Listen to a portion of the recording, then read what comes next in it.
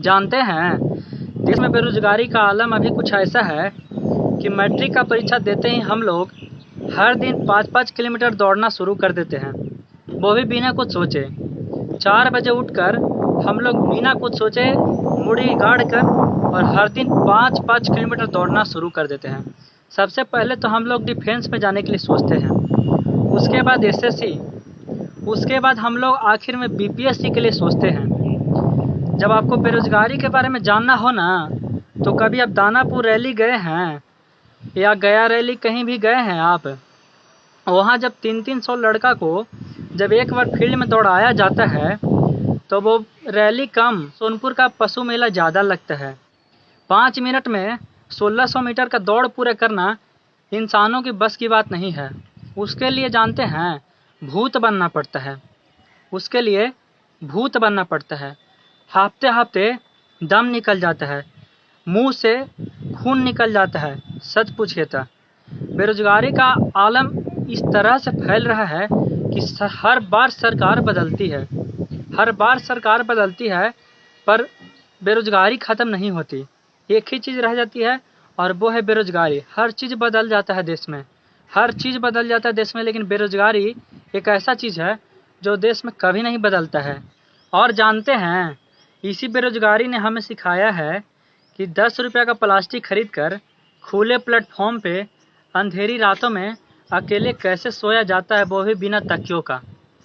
और पता है, इसके बाद हम लोग बिना टिकट का जनरल बॉगी में धक्के खा खा कर रात रात भर जाग जाग कर किस तरह से हज़ारों हज़ार किलोमीटर हम लोग दूरी तय करते हैं परीक्षा देने जाने के लिए, और किस तरह से हम लोग जाग जाग कर बिना सोए हुए परीक्षा देते हैं।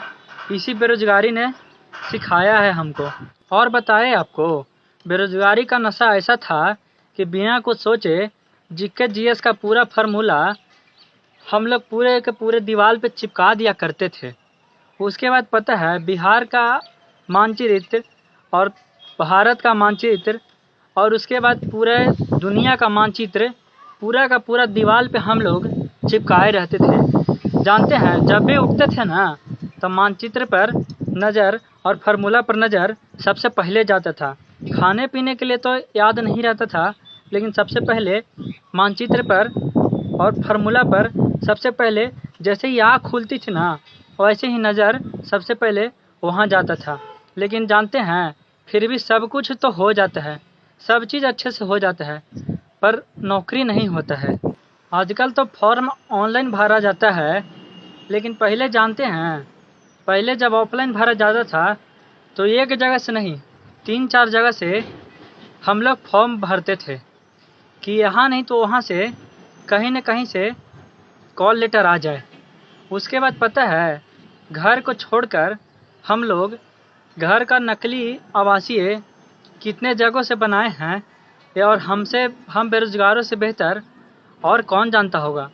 एक बार जब परीक्षा दे देते थे ना, तो दूसरे बार एक बार परीक्षा जैसे ही दे देते थे तो अगले साल फिर दूसरे जगह से कहीं से फिर से फॉर्म भर देते थे, और फिर से एक बार फिर से मैट्रिक और इंटर का परीक्षा देने के लिए हम लोग तैयार रहते थे।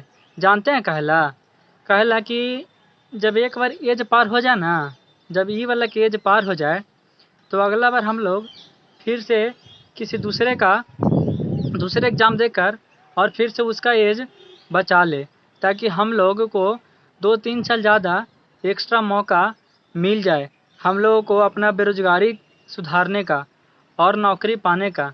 जानते हैं, पटना के हर एक गलियों में स्टूडेंट भरे पड़े होते हैं। बोरिंग रोड से लेकर बिगना पहाड़ी तक, राजेंद्र नगर से लेकर बाजार समिति तक, हर एक जगह पर, हर एक दीवार पर बस पोस्टर ही पोस्टर लगे होते हैं। फलना क्लासेस, चिलना क्लासेस, फलना सर, ढेकना सर, यही लगे रहते हैं। सबका अपना अपना बिजनेस है। हम बेरोजगार तो होते हैं, लेकिन पता नहीं कितने मास्टरों को हम लोग रोजगार देते हैं। उनके घर हम लोगों की वजह से चलता है। नौकरी के चलते 40 तक पहाड़ा और 50 तक स्क्वायर रूट सब याद है। साला समझे में नहीं आता था कि कौन इम्पोर्टेंट है और कौन इम्पोर्टेंट नहीं है। जो भी बस दिखता था याद कर लेते थे। एक बार जानते हैं, दीदिया के शादी में हमारा एगो एग्जाम में लड़ गया था। तो हम सोचे ना कि जे एग्ज़ाम दे देते हैं, हो सकता है कि यही एग्ज़ाम में नौकरी हो। उसके बाद जानते हैं, जब शाम में परीक्षा देकर आए तो पता चला कि फलना ठेकेदार चिलना ठेकेदार पूरा का पूरा क्वेश्चन लीक किए हुए हैं। तो सबसे ज़्यादा तो पढ़ने लिखने वाले छात्रों को त्याग करना पड़ा। और उसके बाद पता है हम लोगों का, बेरोजगारों का, किस तरह से हर एक दिन पार होता है।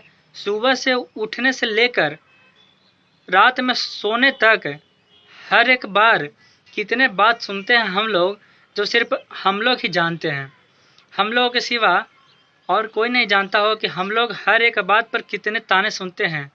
हर एक मिनट में हम लोग कितने ताने सुनते हैं। हम लोग घर में किस तरह से रहते हैं, जो हम बेरोजगारों के सिवा और कोई इसका दर्द नहीं समझ सकता है।